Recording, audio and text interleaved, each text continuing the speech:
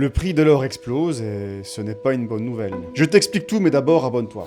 Ça fait des dizaines d'années que l'or ne fait que grimper. Presque un record tous les trimestres. Depuis janvier 2026, l'once de l'or dépasse les 5000 $.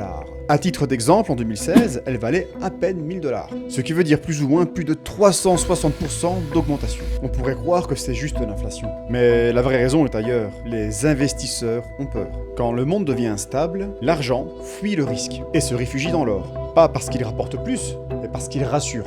Mais regardez les 5 dernières années. Guerre en Ukraine, tensions au Moyen-Orient, révolte en Iran. Un monde de plus en plus fragmenté. Et depuis 2025, une nouvelle incertitude. Le retour de Donald Trump. Décision imprévisible. Intervention au Venezuela. Menace sur le Groenland. Ça veut dire que les équilibres internationaux peuvent basculer très vite. Pour les marchés, c'est un cauchemar. Un seul événement peut faire chuter des milliards en quelques heures. Alors les investisseurs se replient. Bourse, obligations, État. Tout devient suspect. Une crise isolée, ça passe.